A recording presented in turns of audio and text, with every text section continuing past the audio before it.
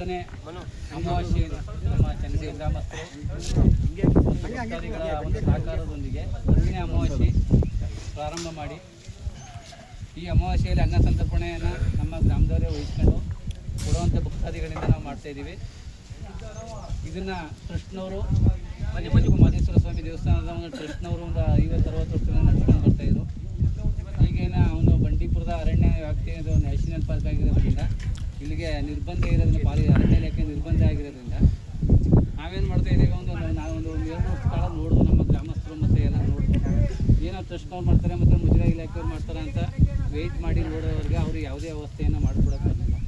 ಬಂದಂಥ ಭಕ್ತಾದಿಗಳು ಬೆಳಗ್ಗೆ ಒಂದು 8 ಗಂಟೆ 9 ಗಂಟೆಗೆ ಅಶ್ವಿನಿಂದ ಬಂದು ದೇವ್ರು ಮಾಡಬೇಕು ಅಂತ ಒಂದು ಪ್ರಸಾದ ವ್ಯವಸ್ಥೆ, ಒಂದು ನೀರಿನ ವ್ಯವಸ್ಥೆ ಇಲ್ಲದೇ ಉದ್ದಕ್ಕೂ ಮಾತಾಡ್ಕೊಂಡು ಹೋಗ್ತದೆ. ನಾವು ಕಣ್ಣಲ್ಲಿ ನೋಡ್ತಾ ಇದ್ದೀವಿ. ಹಾಗೇನು ಮಾಡ್ತಾ ಇದ್ದೀವಿ, ನಾವು ಒಂದು 1ನೇ ಅಮಾವಾಸ್ಯೆನ ನಾವು ಪ್ರಾರಂಭ ಮಾಡೋಣ. ನಾವಿಲ್ಲಿ ಆರ್ಥಿಕವಾಗಿ ಯಾರು ದೊಡ್ಡ ಕೋಟ್ಯಾಧೀಶ್ವರ ಯಾರು ಇಲ್ಲ, ಇಲ್ಲಿ ನಾವೆಲ್ಲ ರೈತರು ಕಡಿಮೆ, ಸಣ್ಣ ರೈತರು ಇರ್ತಕ್ಕಂಥವ್ರು. ಆದರೂ ಕೂಡ ನಾವು ಬೇಲ್ಕೋ ಮಾದೇಶ್ವರ ಸ್ವಾಮಿಯ ಮೇಲೆ ಒಂದು ಭಾರ ಹಾಕ್ಬಿಟ್ಟು ನಾವು ಪ್ರಾರಂಭ ಮಾಡೋಣ. ಪ್ರಾರಂಭ ಮಾಡಿದ ಮೇಲೆ ಏನೋ ಮಾದೇಶ್ವರ ಸ್ವಾಮಿ ಅವನ ಅನುಕಂಪದ ಆಧಾರದ ಮೇಲೆ ಏನಾದ್ರು ಭಕ್ತಾದಿಗಳಿಂದ ಒಂದು ಕೊಡುಗೆ ಏನಿದೆ ಅದರ ಮುಖಾಂತರ ನಡೆಸ್ಕೊಂಡು ಹೋಗ್ಬೋದು ಅಂತ ನಾವು ಮಾಡೋದ್ರಲ್ಲಿ 10ನೇ ಅಮಾವಾಸ್ಯೆಯಿಂದ ನಾವು ಪ್ರಾರಂಭ ಮಾಡಿದ್ದೀವಿ. ಹೆಚ್ಚು ಕಡಿಮೆ ಒಂದು 3-4 ಸಾವಿರ ಜನ ಬರ್ತೇನೆ. 4 ಗಂಟೆವರೆಗೂ ಇರುತ್ತೆ. 4ರಿಂದ 5 ಕ್ವಿಂಟಲು, ಒಂದು 8 ಕ್ವಿಂಟಲ್ವರೆಗೂ ಅಕ್ಕಿನ ನಾವು ಹಾಕಿ ಅನ್ನ ಸಂತರ್ಪಣೆಯನ್ನು ಮಾಡ್ತಾಯಿದ್ದೀವಿ.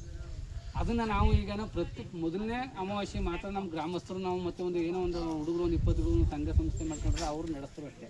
ಅಲ್ಲಿಂದ ಈಚೆಗೆ ಒಂದು 2ನೇ ಅಮಾವಾಸ್ಯೆಯಿಂದ ಇವತ್ತು 10ನೇ ಅಮಾವಾಸ್ಯೆವರೆಗೆ ಗಂಟೆಗೆ ಬಂದಂಥ ಭಕ್ತಾದಿಗಳಿಗೆ ಏನು ಕೊಡ್ತಾರೆ ಅದನ್ನೇ ಮುಂದುವರಿಸ್ಕೊಂಡು ಹೋಗ್ತಾ ಇದ್ದೀವಿ. ಇದು ಬೇಲ್ಕೋ ಮಾದೇಶ್ವರ ಸ್ವಾಮಿ ಇದನ್ನು ನಿರಂತರ ನಡೆಸ್ಕೊಂಡು ಹೋಗಿ ನಾವು ನಮ್ಮ ಮಕ್ಕಳ ಕಾಲಕ್ಕೂ ಇದು ನಡ್ಕೊಂಡು ಹೋಗಿ ಏನೋ ಉದ್ದೇಶ ಇಟ್ಕೊಂಡು ಒಂದು ಸಣ್ಣದಾಗಿ ಪ್ರಾರಂಭ ಮಾಡಿದ್ವು. ಈಗ ಆಮೇಲೆ ಕಳೆದ ಅಮಾವಾಸ್ಯೆಯಲ್ಲಿ ಮಳೆ, ಆ ಮಳೆಯಲ್ಲೂ ನಾವು ಯಾವುದು ಸಾಮ್ಯಾನ ಹಾಕ್ಕೊಂಡು ಮತ್ತು ನೆನ್ಕೊಂಡು ಊಟಕ್ಕೆ ಬಡಿಸ್ತಾಗ ಮತ್ತು ನೆನ್ಕೊಂಡೆ ಊಟ ಮಾಡ್ಕೊಂಡು ಹೋದ್ರು ಜನ. ಅದಕ್ಕೆ ಏನು ಮಾಡಿದ್ರು ನಾವು ಒಂದು ನಮ್ಮ ಏನೋ ಹುಡುಗರು ಇದ್ದಾರೆ ಅವ್ರು ಏನು ಮಾಡಿದ್ರು, ನಾವು ಒಂದು ಯಾರೋ ಕೊಡುಗೆ ದಾನಿಗಳನ್ನ ಇಟ್ಕೊಂಡು ನಮ್ಮಲ್ಲಿ ಇಟ್ಕೊಂತ ಒಂಚೂರು ನಮ್ಮ ಹಣನ ಇಟ್ಕೊಂಡು ಏನೋ ಒಂದು ನೆನೆಬಾರ್ದಾಗೆ ಅಡುಗೆ ಮಾಡೋಕ್ಕಾರು ಒಂದು ವ್ಯವಸ್ಥೆ ಮಾಡ್ಕೊಳ್ಳೋಣ ಅಂತ ಅಂದ್ಬಿಟ್ಟು ಈಗ ಒಂದು 15 ಡೇಸ್ ಒಂದು 15 ದಿನ ಆಯಿತು. 15 ದಿನದಲ್ಲಿ ಯಾರೋ ಅವ್ರ ಹೆಸರು ಗೊತ್ತಿಲ್ಲ ನಂಗೆ, ಮೈಸೂರವ್ರು ಒಬ್ಬರು ಮೆಟೀರಿಯಲ್ ಎಲ್ಲ ತಕ್ಬಿಟ್ಟು ಕೊಟ್ಟವ್ರೆ. ಮತ್ತು ನಮ್ಮ ಇವರು ಟ್ರಸ್ಟ್ನವರು ಸ್ವಲ್ಪ ಅಮೌಂಟ್ ಹಾಕ್ಕೊಂಡು ಏನು ನೆನೆಬಾರ್ದಾಗ ಒಂದು ಅಡುಗೆ ವ್ಯವಸ್ಥೆನ ಮಾಡ್ಕೊಂಡು ಹೋಗೋಣ ಅಂತ ಅಂದ್ಬಿಟ್ಟು ಈಗ ಈ ಮಟ್ಟಕ್ಕೆ ತಂದು ನಿಲ್ಸಿದ್ದೀವಿ. ಮುಂದೆ ನೀವು ರೈತರು ಹೋರಾಟಗಾರರು ನಮ್ಮ ಬೆನ್ನೆಲುಬಾಗಿ ನೀವು ಯಾವಾಗಲೂ ನಿಂತಿರತಕ್ಕಂಥವ್ರು, ಎಲ್ಲೇ ಹೋದ್ರು ಅನ್ಯಾಯನ ಎತ್ತಿಡಿ ಅಂತ ಜನ ನಮ್ಮ ರೈತರೇ. ಯಾವುದೇ ಅಧಿಕಾರಿಗಳಲ್ಲಿ ರಾಜಕಾರಣಿಗಳಲ್ಲಿ ಯಾರು ಕೂಡ ನಮ್ಮ ಅನ್ಯಾಯಗಳನ್ನ ಎತ್ತಿಡಿ ಅಂತವ್ರು ಇಲ್ಲ. ನಮ್ಮ ನೋವುಗಳನ್ನ ಕೇಳ ಅಂತವ್ರು ಇಲ್ಲ. ನಮ್ಮ ನೋವು ಕೇಳ್ತಕ್ಕಂಥವ್ರು ರೈತರು ಬೆನ್ನೆಲುಬು ನಿಂತಿರತಕ್ಕಂಥ ನಮ್ಮ ರೈತರೇ ನಾವು ಮಾಡ್ಕೋಬೇಕು. ಅದರಲ್ಲೂ ನಮ್ಮ ಹೊನ್ನೂರು ಪ್ರಕಾಶ್ ಅಣ್ಣ ಅಂತವ್ರು ಒಬ್ಬರು ತಾಲೂಕು ಹೋಗ್ತಿದ್ರೆ ನಾವು ನೋಡ್ತಾ ಇದ್ದೀವಿ. ನಾವು ಇವತ್ತೇ ಫಸ್ಟ್ ಮುಖ ನೋಡಿರೋದು ಯೂಟ್ಯೂಬಲ್ಲಿ ನೋಡ್ತಾ ಇದ್ದೀವಿ ಮತ್ತು ಎಲ್ಲ ಟಿ ವಿಲಿ ನೋಡ್ತಾ ಇರ್ತೀವಿ, ಎಲ್ಲ ನೋಡ್ತಾ ಇರ್ತೀವಿ.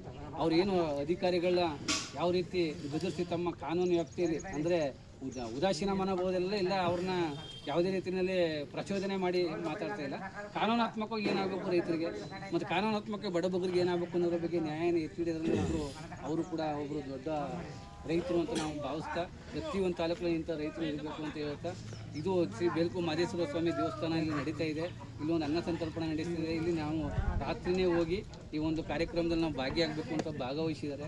ಅವರು ಭಾಗವಹಿಸಿ ರಾತ್ರಿನೇ ಬರಬೇಕಾಗಿತ್ತು. ಏನು ಅನಿವಾರ್ಯ ಕಾರಣಗಳನ್ನು ಬರಲಿಲ್ಲ, ಅದೇನೋ ಸಾವಾಗ್ತು ಎತ್ತದಿಲ್ಲ ಅಂತ ಬರಲಿಲ್ಲ. ನಾವು ಕೂಡ ವೆಯ್ಟ್ ಮಾಡ್ತಾಯಿದ್ವಿ. 150 ಜನ ನಿಂತ್ಕೊಂಡು ವೆಯ್ಟ್ ಮಾಡಿ ಬೆಳಿಗ್ಗೆ ಬರ್ತಾರೆ ಅಂತಂದ್ರು. ಈಗ ನೀವು ಏನಂತಂದರೆ ಈಗ ಹೊರಗಡೆಯಿಂದ ನಮ್ಮ ಕಾನೂನಾತ್ಮಕವಾಗಿ ಏನು ಸಲಹೆ ಸಹಕಾರಗಳನ್ನ ಕೊಡಬೇಕು ಕೊಡಿ. ಜೊತೆಗೆ ನಿಮಗೆ ಗೊತ್ತಿರೋ ಅಂಥ ಭಕ್ತಾದಿಗಳು ಯಾರು ಇದ್ದರೆ ಅವರಂಥ ಕೊಡುಗೆ ದಾನಿಗಳು ಯಾರು ಇದ್ದರೆ ನಮಗೆ ಇನ್ನೂ ನೋಡಿ ಈ ಥರದೊಂದು 2 ಸೆಟ್ಗಳಾಗಬೇಕು. ಈ ಥರ ಸೆಟ್ಗಳಾದರೆ ಮಳೆ ಆಗಲಿ ಬಿಸಿಲಾಗಲಿ ಅವ್ರಿಗೆ ಊಟಕ್ಕೆ ಬಡಿಸ್ತಕ್ಕಂಥ ವ್ಯವಸ್ಥೆನ ಮಾಡ್ತೀವಿ. ನಮ್ಮಲ್ಲೇ ಅಂತಂದ್ರೆ ನಮಗೇನು ಅಂತಂದ್ರೆ ಒಂದು 2 ದಿನ ಶ್ರಮ ಅಷ್ಟೇ. ಕೊಡುವಂಥ ಭಕ್ತಾದಿಗಳು ಯಾರು ಕೊಡ್ತಾ ಇದ್ದಾರೆ. ಇನ್ನೂ ನಮಗೂ ನೋವು ನಮ್ಮಿಂದ ಮಾಡಬೇಕು ಅನ್ನೋದು ಅನಿಸ್ತಾ ಇಲ್ಲ. ನಿರಂತರ ಒಂದು ಅಮಾವಾಸ್ಯೆ ಮಾಡ್ಕೊಂಡು ಬಂದಿದ್ದೀವಿ.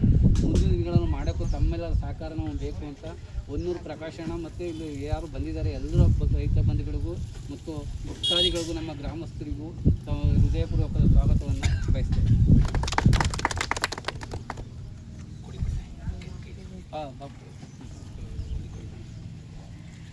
ಅದಕ್ಕೆ ತಾವು ಬಂದಿರೋದ್ರ ಬಗ್ಗೆ ಒಂದು 2 ಮಾತು ನಾನು